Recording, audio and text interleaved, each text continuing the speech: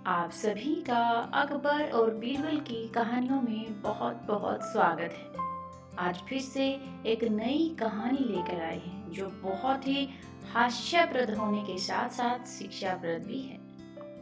एक वक्त की बात है, बादशाह अकबर किसी एक बात को लेकर बहुत परेशान रहने लगे थे।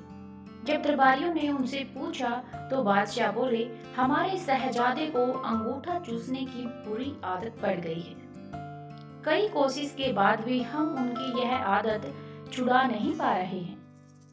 बादशाह अकबर की परेशानी सुनकर किसी दरबारी ने उन्हें एक फकीर के बारे में बताया जिसके पास हर मर्ज का इलाज था। फिर क्या था, बादशाह ने उस फकीर को दरबार में आने का निमंत्रण दिया।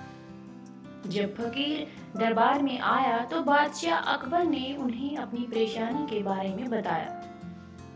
फकीर ने बादशाह की पूरी बात सुनकर परेशानी को दूर करने का वादा किया और एक हफ्ते का समय मांगा।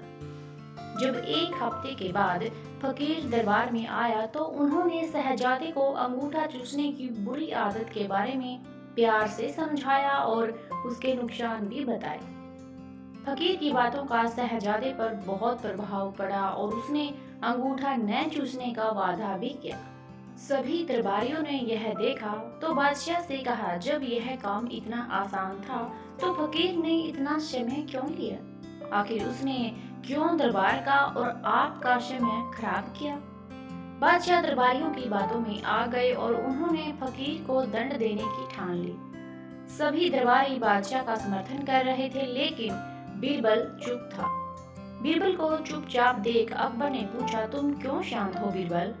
बीरबल ने कहा, जहां पनाह गुस्ताखी माफ हो, लेकिन फकीर को सजा देने के स्थान पर उन्हें सम्मानित करना चाहिए और हमें उनसे सीखना चाहिए। तब बादशाह ने गुस्से में कहा, तुम हमारे फैसले के खिलाफ जा रहे हो। आखिर तुमने ऐसा सोच भी कैसे लिया? जवाब दो। तब बीरबल ने कहा, महाराज, पिछली बार जब फकीर दरबार में आए थे तो उन्हें चूना खाने की बुरी आदत थी।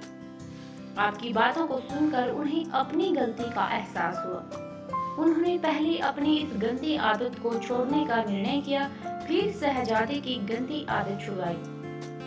बीरबल की बात सुनकर दरबारियों और बादशाह अकबर को अपनी गलती का एहसास हुआ और सभी ने फकीर से क्षमा मांगकर उसे सम्मानित किया।